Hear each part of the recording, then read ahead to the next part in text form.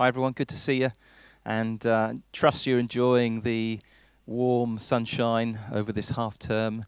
I just want to take a few minutes to bring a quick word of encouragement, but then to flag up a meeting that we've got planned on June the 14th with Chris Kilby and Tim Blaber in the evening on Zoom, and it will be to discuss together and pray together about our developing collaboration with Life Church, which is an important feature of the coming season for us as Junction Church. I don't know about you, but the pictures that we've reflected on, I think personally I found very helpful, of breaking camp, the picture of a landing of an aeroplane.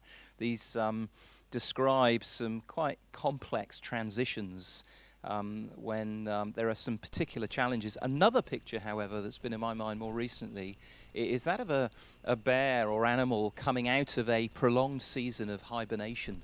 And of course that happens when the season changes. Winter turns to spring and the temperatures rise.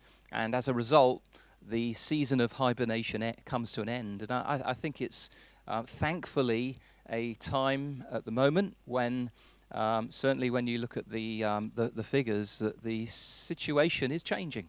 The vaccination is having an impact. There is a roadmap, a plan in place for the easing of lockdown. And we will then get to do the things that we love to do as God's people, meeting with one another, gathering together to worship, break bread in the presence of God, and build one another up with the grace that's upon each of our lives. It's been such a long time since we've been able to have the freedom and enjoy the freedom to do those things that are right at the very heart of what it means to be disciples. But hibernation is marked by a state of torpor. Torpor is the prolonged state of reduced bodily activity that occurs during hibernation, and the church has been through a season of torpor, reduced bodily activity.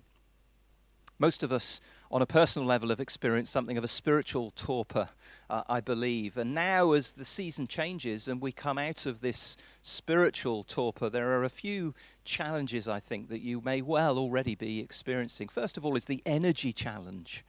When an animal comes out of hibernation, of course, it's been in a long time where its metabolism has slowed right down.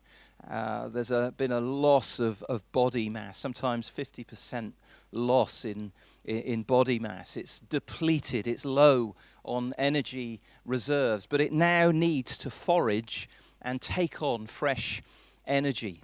And you and I'm guessing, have experienced something of a loss of spiritual energy over this time. It may be that the thought of re-engaging with church life fills you with a sense of inertia. As you consider that, you feel like your energy levels are low. Well, let me encourage you, that's quite normal. The thing that we can be very grateful for, isn't it, is that God is not expecting us to find within ourselves the energy and the grace to walk through this time of transition. There is, I believe, grace available for us. Paul speaks about how he labors more than all the other apostles, and yet it wasn't him that was laboring. It wasn't the result of his own energies. It was the grace of God that he drew on. And so I want to encourage us, let's find grace and energy in God at this moment of coming out of torpor, out of isolation. And then secondly, there's the challenge of appetite. For a bear or a creature that's been in a prolonged time of hibernation, its digestive system has just shut down. It's not used to absorbing food and calories in that way. It's been living on bodily reserves, and so the whole system is almost shut down during a state of isolation.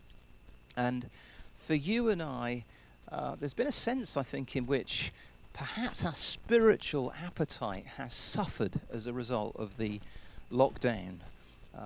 And we need to reignite an appetite for the things that God's called us to as disciples. Now, when a creature comes out of hibernation, that appetite doesn't kick in immediately.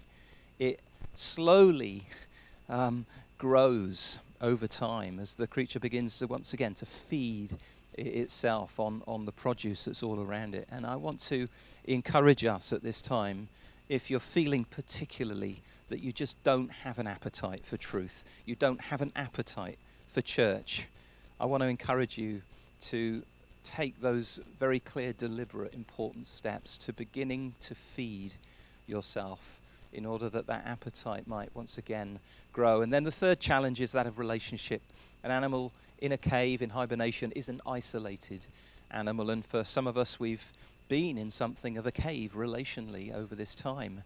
When a creature emerges out of that state of torpor, it then needs to begin to learn to re-socialize with other bears, and needs to negotiate its relationship with the other creatures that are around it. And so there is for us, I think, at the moment as well, something of a challenge of re-socializing. It was so good to meet and reconnect with others at the picnic last Sunday. We've got another opportunity this coming Sunday.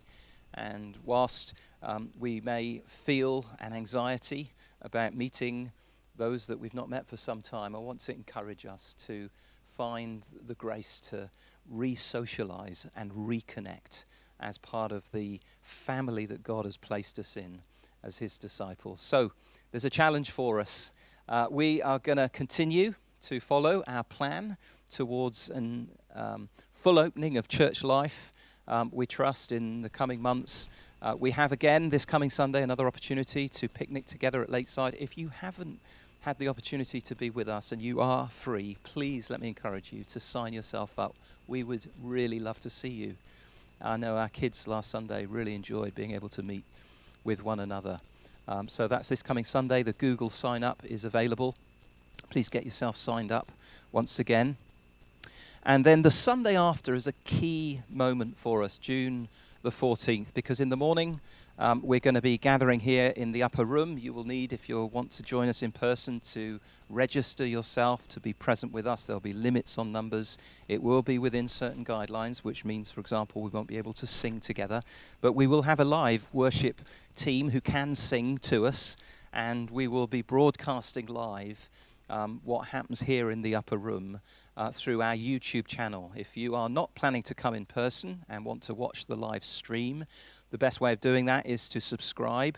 Go to our YouTube channel, Junction Church Eastleigh, and subscribe yourself, and you'll then get a reminder of when the live stream is being aired. It will be from 10:30 on Sunday the 14th of June in the morning. So we'd love to have you with us, whether you're here in person, whether you are joining us online. And then in the evening, we have a special opportunity to meet together on Zoom. So that makes it available for every single one of us, I think, with Chris Kilby, who leads Life Church Southampton, and Tim Blaber, who on behalf of Guy Miller leads our commission hub here in the Eastern End. And we are going to be sharing plans in terms of our collaboration. Chris is going to bring and invite some of his team to join us on that evening. It'll be an opportunity for you to ask your questions. So let me encourage you. Think of things to ask before that meeting. If you consider yourself part of Junction Church, you're a regular attender, this really is an important time together. This collaboration is going to be a feature of the coming season of our life together as a church. And Chris and the guys in Life Church in Southampton have got such a heart to support us and help us in this coming season. So please make a priority of being there. 7 p.m. June the 14th, it will be at our regular church Zoom meeting room. Great. Well, look forward to seeing some of you on Sunday. Take care, enjoy the sunshine, and please do put that June the 14th meeting on Zoom in the evening from 7 p.m. In your diary, and make a point of joining us for what's going to be an important time of sharing news, praying together, and Q&A together.